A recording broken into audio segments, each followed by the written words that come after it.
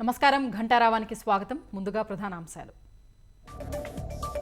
ఏపీలో అవినీతి ప్రభుత్వాన్ని గద్దె దించాలన్న ప్రధాని మోదీ. కూటమి విజయంతో డబుల్ ఇంజిన్ సర్కారు వస్తుందని ధీమా.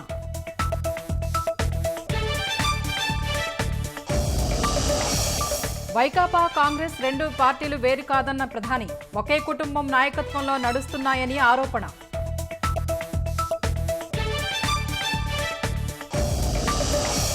వికసిత ఆంధ్రప్రదేశ్ అందరి లక్ష్యం కావాలన్న చంద్రబాబు. రాష్ట్ర పునర్నిర్మాణానికి ప్రధాని ఆశయాలతో కలిసి నడవాలని పిలుపు.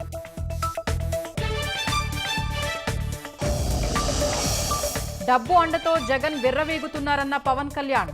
రావణ సంహారం చేసి రామరాజ్యం స్థాపిస్తామని ధీమా.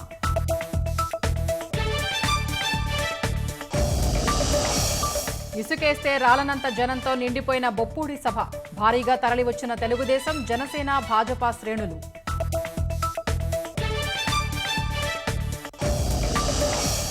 కలెక్టర్లు, పోలీసు అధికారులతో సీఈఓ వీడియో కాన్ఫరెన్స్. ఎన్నికల నియమావళిని పక్కాగా అమలు కావాలని ఆదేశం.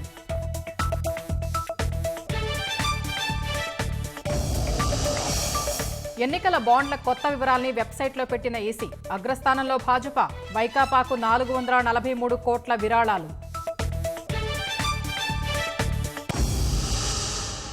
అభివృద్ధి చెందిన ఏపీ కావాలంటే ఎన్డీఏ కూటమిని గెలిపించాలని ప్రధాని మోదీ విజ్ఞప్తి చేశారు. చంద్రబాబు, పవన్ ఇద్దరూ తెలుగు ప్రజల అభివృద్ధి కోసం రాత్రింబవళ్లు పనిచేస్తున్నారన్న ఆయన, ఎన్డీఏ నేతృత్వంలో డబుల్ ఇంజిన్ సర్కారు వస్తే అభివృద్ధి ముందడుగు వేస్తుందన్నారు. పల్నాడు జిల్లా బొప్పూడిలో జరిగిన ప్రజాగళం సభలో పాల్గొన్న ఆయన, దేశంలో ఈసారి ఎన్డీఏకు 400 సీట్లు దాటాలన్నారు. ఎన్డీఏ అంటే పేదల గురించి ఆలోచించేది, పేదల కోసం పనిచేసేదని ఆయన వ్యాఖ్యానించారు. నా ఆంధ్ర కుటుంబ సభ్యులందరికీ नमस्कारालो। कल ही देश में लोकसभा चुनाव का बिगुल बजा है और आज मैं आप सबके बीच आंध्र प्रदेश में हूं। यहां मुझे कोटप कोंडा से ब्रह्मा, विष्णु और महेश तीनों का आशीर्वाद मिल रहा है। त्रिदेवों के इस आशीर्वाद से हमारी सरकार के तीसरे कार्यकाल में देश और भी बड़े निर्णय लेगा। इस बार चुनावों के परिणाम 4 जून को आने वाले हैं। अब पूरा देश कह रहा है 4 जून को 400 पार। विकसित भारत के लिए 400 पार, विकसित आंध्र प्रदेश के लिए 400 पार। नालगो वंदलू दाटाली एनडीए की वोट वेयाली।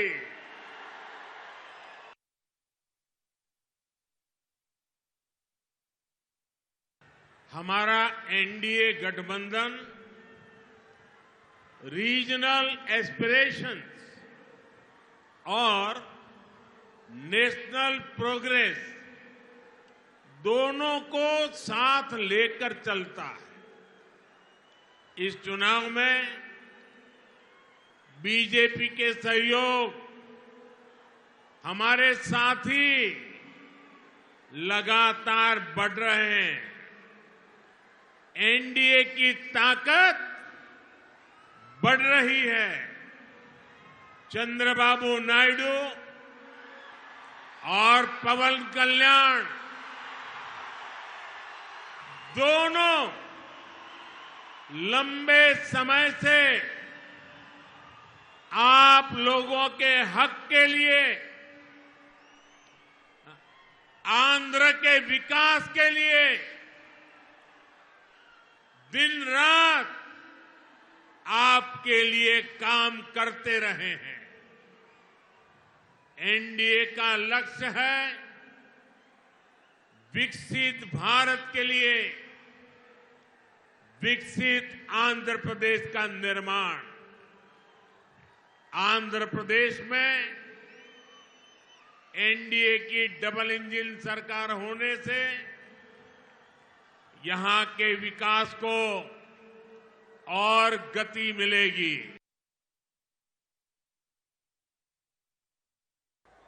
आंध्र प्रदेश के लोग इस चुनाव में दो बड़े संकल्प लेकर के आगे बढ़ रहे हैं। पहला, लोगों ने तय कर लिया है कि वो दिल्ली में एनडीए सरकार को वापस लाकर रहेंगे। दूसरा, यहां के लोग राज्य सरकार से इतना आक्रोशित है कि उसे हटाने का मन बना चुके हैं। यहां राज्य सरकार के मंत्रियों में एक दूसरे से ज्यादा भ्रष्टाचार करने का कंपटीशन चल रहा है। आंध्र प्रदेश के लोग देख रहे हैं कि राज्य के तेज विकास के लिए जिस सकारात्मक वातावरण को बढ़ाने की जरूरत थी, उसे पिछले 5 साल में यहां धक्का लगा है। आंध्र प्रदेश के लोगों ने देश के विकास के लिए, आंध्र प्रदेश के विकास के लिए पूरी सकारात्मकता के साथ वोट देने का निर्णय ले लिया है।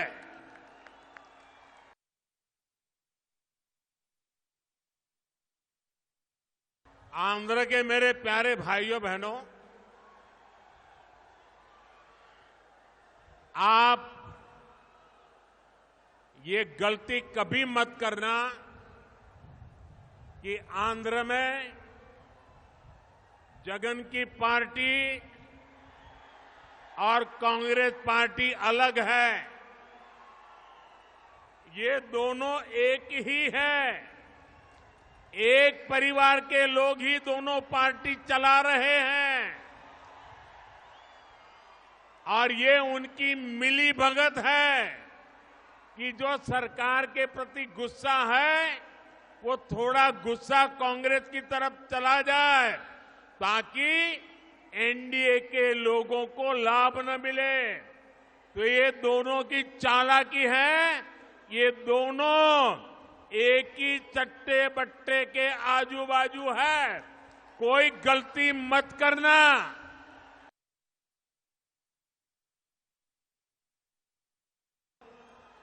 अगले 5 साल आंध्र प्रदेश के तेज विकास के लिए बहुत जरूरी है। अगले 5 साल विकसित आंध्र की नींव मजबूत करने वाले होंगे। अगले 5 साल आंध्र प्रदेश में गरीब कल्याण की योजनाओं के विस्तार के होंगे। अगले 5 साल आंध्र के युवाओं, यहां की महिलाओं को नए अवसर देने वाले होंगे। अगले 5 साल आंध्र प्रदेश में इंफ्रास्ट्रक्चर डेवलपमेंट को नई ऊंचाई पर ले जाने वाले होंगे। अगले 5 साल आंध्र प्रदेश में पोर्ट लेड डेवलपमेंट के होंगे, ब्लू इकोनॉमी के विस्तार के होंगे। और इसलिए आपको डबल इंजन की सरकार के लिए आंध्र की विधानसभा में और दिल्ली में लोकसभा के लिए वोट करना है। आपको विकसित भारत के लिए वोट करना है। 5 ఏళ్లలో రాష్ట్రాన్ని అన్ని విధాలుగా భ్రష్టు పట్టించిన జగన్ ని గద్దె దింపి ఏపీని పునర్నిర్మించడానికి భాజపా, తెలుగుదేశం, జనసేన 3 పార్టీలు కలిశాయని తెలుగుదేశం అధినేత చంద్రబాబు అన్నారు. ప్రధాని మోదీ నాయకత్వంలో దేశం వికసిత్ భారత్గా దూసుకెళ్తుంటే 5 ఏళ్లలో జగన్ నేతృత్వంలో ఏపీ నాశనమైందన్నారు. తిరిగి రాష్ట్రాన్ని అభివృద్ధి పథంలోకి తీసుకెళ్లడం, తద్వారా రాష్ట్ర ప్రజలు గెలవాలన్నదే ఎన్డీఏ కూటమి లక్ష్యమని స్పష్టం చేశారు.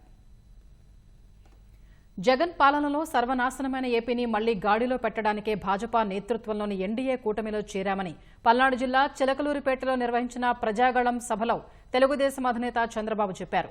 5 ఏళ్లుగా అభివృద్ధికి దూరమైపోయిన ఏపీని పునర్నిర్మించడానికే భాజపా, తెలుగుదేశం, జనసేన పార్టీలు కలిశాయని చెప్పారు. ఈ సభతో ప్రజల్లో భరోసా నింపి వారి ఆశల్ని సాకారం చేస్తామని తెలిపారు. నేటి ప్రజాగళం సభ రాష్ట్ర పునర్నిర్మాణ భరోసా సభ. అది ప్రస్తుతం చూస్తే మీ అందరి ఉత్సాహం చూస్తే అది నిరూపితమైంది. ప్రజల ఆశల్ని ఆకాంక్షల్ని సాకారం చేసే సభ.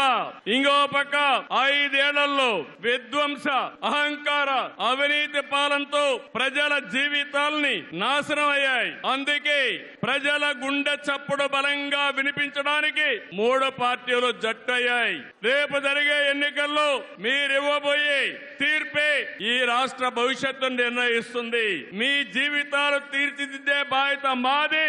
మీ మద్దతు, ఆశీర్వాదం మాకివ్వాల్సిందిగా మరొక్కసారి మిమ్మల్ని అందరినీ కోరుకుంటున్నాను. 3 పార్టీలు జెండాలు వేరు కావచ్చు, మా జెండా ఒకటే. అదే సంక్షేమం, అదే అభివృద్ధి, అదే ప్రజాస్వామ్య పరిరక్షణ. ప్రధాని మోదీ నాయకత్వంపై ప్రశంసలు కురిపించిన చంద్రబాబు దేశాన్ని ఆర్థికంగా అత్యంత బలీయమైన శక్తిగా తీర్చిదిద్దుతున్నారని చెప్పారు. మోదీ గారు ఒక వ్యక్తి కాదు, భారతదేశాన్ని విశ్వగురువుగా మారుస్తున్న ఒక శక్తి.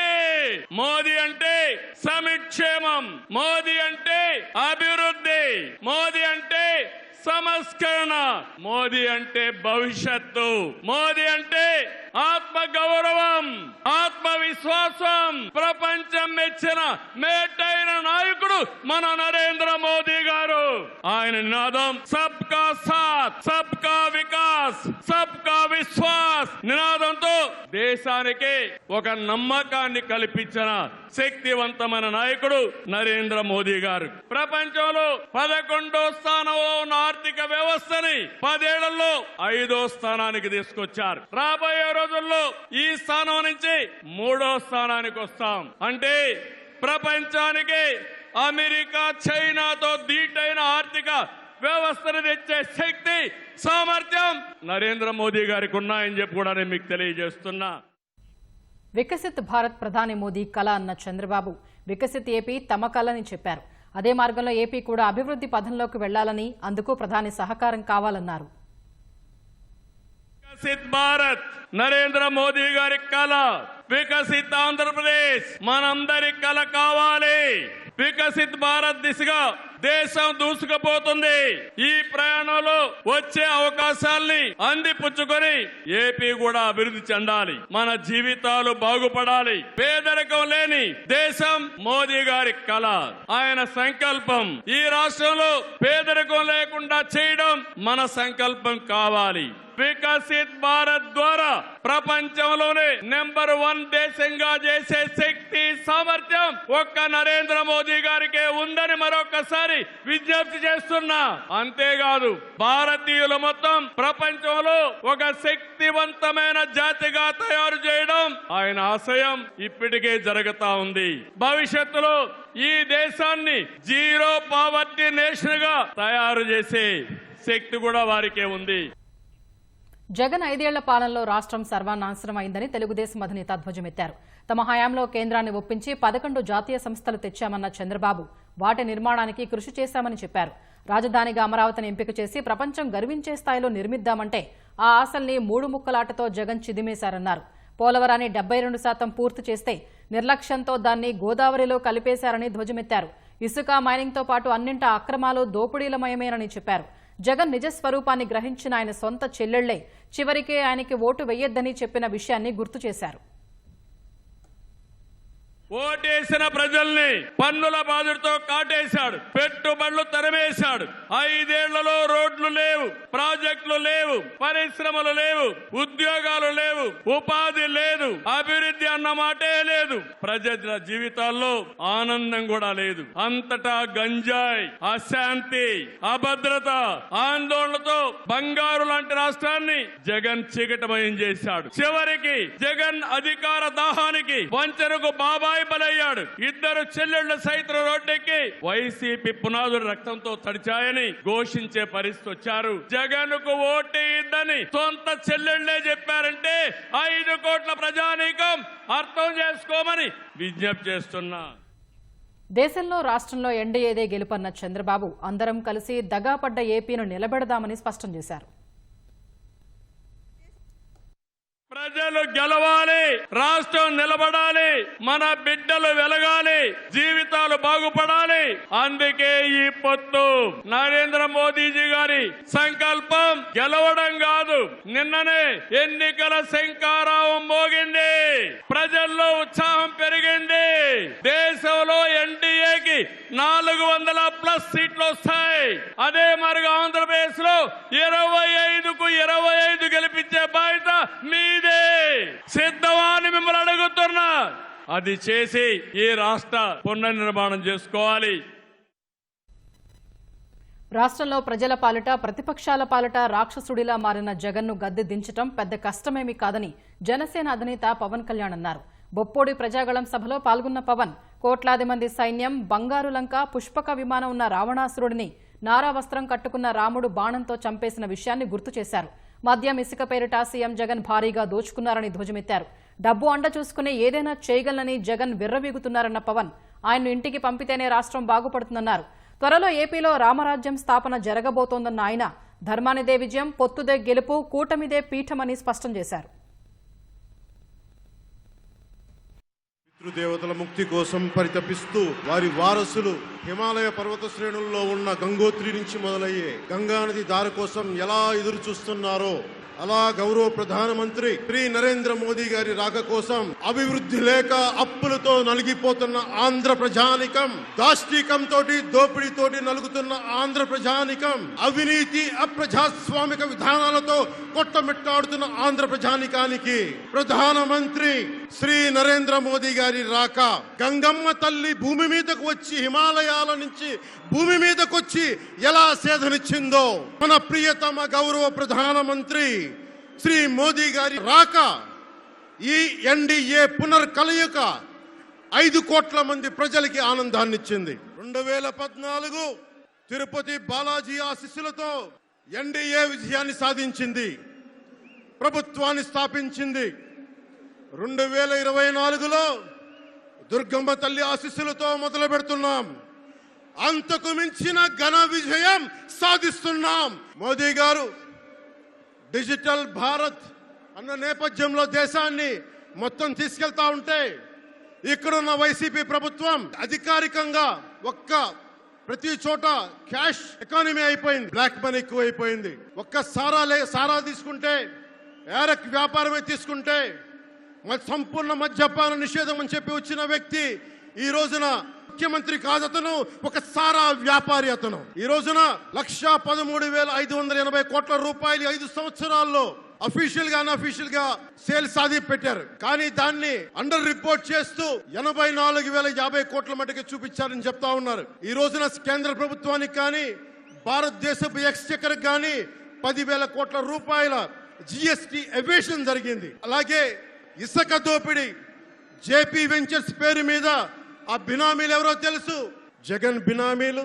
దాదాపు 40,000 కోట్ల స్కామ్ ఇసుక దోచేశారు. అందరూ అడిగిన వాళ్ళని, కిషన్ అనే రిపోర్టర్ని చిత్తూరులో చంపేశారు. ఇక లా అండ్ ఆర్డర్ దృష్టికి వస్తే ఆంధ్రప్రదేశ్ హైయెస్ట్ గాంజా క్యాపిటల్ అయిపోయింది, new drug capital of India అయిపోయింది ఆంధ్రప్రదేశ్. ఒకవైపు ఆత్మనిర్భర్ భారత్ గా, సెల్ఫ్ రిలయంట్ భారత్ గా ఎక్కడి నుంచో విదేశాల నుంచి సంస్థలు భారతదేశానికి వస్తుంటే ఆంధ్రప్రదేశ్ కి రావాల్సిన సంస్థలు పారిపోతా ఉన్నాయి.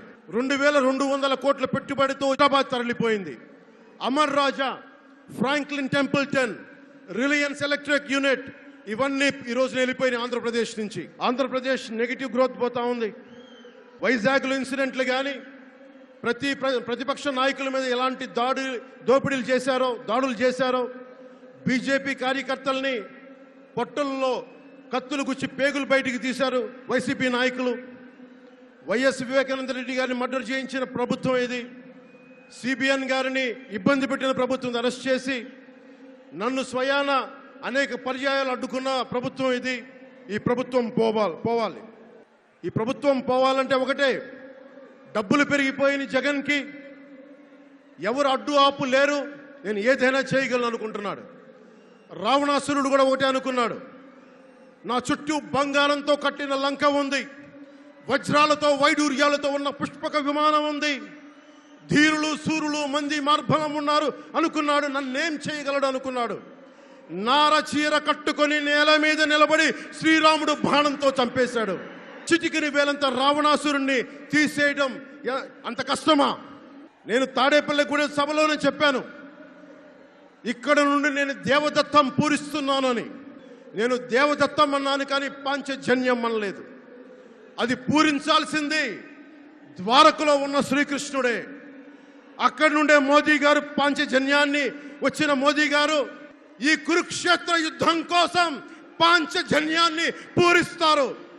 ఇక్కడ జరగబోయే ఎన్నికల కురుక్షేత్రం, ఈ యుద్ధం ఫలితం ధర్మందే విజయం, పొత్తుదే గెలుపు, కూటమిదే పీఠం.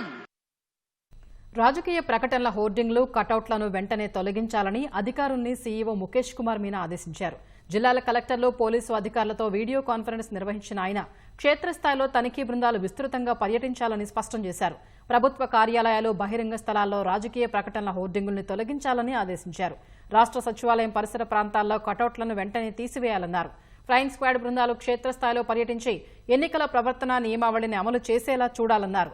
ఎలక్ట్రానిక్ సీజర్ మేనేజ్మెంట్ సిస్టమ్ను విస్తృత స్థాయిలో అమలు చేయాలన్నారు. సి-విజిల్ ద్వారా అందే ఫిర్యాదుల్ని సకాలంలో పరిష్కరించాలని ముఖేష్ కుమార్ మీనా ఆదేశించారు. ఎన్నికల కోడ్ ఉల్లంఘించిన ప్రభుత్వ ఉద్యోగులపై ఈసీ తొలివేటు వేసింది. అధికార వైకాపా నేతలతో కలిసి ఎన్నికల ప్రచారంలో పాల్గొన్న వీఆర్ఓను సస్పెండ్ చేస్తూ ఆదేశాలు జారీ చేసింది. శ్రీకాకుళం జిల్లా కొత్తూరు మండలం దిమిలి వీఆర్ఓను సస్పెండ్ చేస్తూ కలెక్టర్ ఆదేశాలు జారీ చేశారు. పత్రికల్లో వచ్చిన వార్తలపై విచారణ చేసిన ఈసీ వీఆర్ఓ రమేష్ రాజకీయ పార్టీ ప్రచారంలో పాల్గొన్నట్టు నిర్ధారణ కావడంతో సస్పెన్షన్ ఉత్తర్వులు జారీ చేశారు. శాఖ పరంగానూ వీఆర్ఓ రమేష్ పై క్రమశిక్షణా చర్యలు తీసుకోవాలని జిల్లా ఎన్నికల అధికారి ఉత్తర్వులిచ్చారు.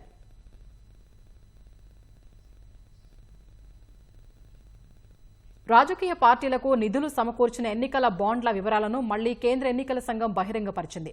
సుప్రీంకోర్టు సూచనల మేరకు పూర్తి వివరాలను తమ అధికారిక వెబ్సైట్లో ఈసీ పెట్టింది. ఎలక్టోరల్ బాండ్ల ద్వారా అధికార భాజపా 6,986 కోట్లు అందుకుంది. 2019-20 మధ్యకాలంలోనే 2,555 కోట్లు అందుకున్నట్లు ఈసీ వెల్లడించింది. కాంగ్రెస్కు 1,334 కోట్లు బాండ్ల ద్వారా వచ్చాయని తెలిపింది. తృణమూల్ కాంగ్రెస్కు 1,397 కోట్లు వచ్చాయి. భాజపా తర్వాత ఎలక్టోరల్ బాండ్ల ద్వారా ఎక్కువ మొత్తం అందుకున్న రెండో పార్టీగా టీఎంసీ నిలిచింది. భారాస 1,322 కోట్ల రూపాయలతో 4వ స్థానంలో నిలిచింది. తమిళనాడుకు చెందిన డీఎంకే 656 కోట్లు అందుకుంది. ఒక ఫ్యూచర్ గేమింగ్ సంస్థ నుంచే డీఎంకే 509 కోట్లు అందుకుంది. బీజేడీ 944 కోట్లు అందుకోగా వైకాపాకు 442 కోట్లు, తెలుగుదేశానికి 181 కోట్లు ఎలక్టోరల్ బాండ్ల ద్వారా సమకూరినట్లు ఈసీ వెల్లడించింది. సిక్కిం, అరుణాచల్ ప్రదేశ్ రాష్ట్రాల అసెంబ్లీ ఎన్నికల షెడ్యూల్లో కేంద్ర ఎన్నికల సంఘం మార్పులు చేసింది. ఈ రెండు రాష్ట్రాల అసెంబ్లీల గడువు జూన్ 2కే ముగియనున్న నేపథ్యంలో కౌంటింగ్ తేదీని మార్చింది. జూన్ 4కు బదులు జూన్ 2నే ఈ రెండు రాష్ట్రాల్లో అసెంబ్లీ ఎన్నికల ఓట్ల లెక్కింపు చేపట్టనున్నట్లు తాజాగా ఈసీ ప్రకటించింది. అయితే ఆ రెండు రాష్ట్రాల్లో లోక్సభ ఎన్నికల కౌంటింగ్ మాత్రం జూన్ 4వ తేదీనే చేపడతారు. లోక్సభతో పాటు ఆంధ్రప్రదేశ్, ఒడిశా, అరుణాచల్ ప్రదేశ్, సిక్కిం రాష్ట్రాల అసెంబ్లీ ఎన్నికల తేదీలను కేంద్ర ఎన్నికల సంఘం శనివారం వెల్లడించింది. ఏప్రిల్ 19 నుంచి మొత్తం 7 దశల్లో సార్వత్రిక ఎన్నికలు జరగనున్నట్టు పేర్కొంది. జూన్ 4వ తేదీన ఓట్ల లెక్కింపు చేపట్టి అన్ని ఫలితాల్ని వెల్లడించనున్నట్టు ప్రకటించింది. అయితే తాజాగా సిక్కిం, అరుణాచల్ ప్రదేశ్ రాష్ట్రాల అసెంబ్లీ ఎన్నికల కౌంటింగ్ తేదీలో మార్పులు చేసింది. మహారాష్ట్ర పూణేలో ఉగ్రవాద సంస్థ ఐఎస్ఐఎస్ కుట్ర కేసులో 11 మంది నిందితులకు సంబంధించిన 4 స్థిరాస్తుల్ని జాతీయ దర్యాప్తు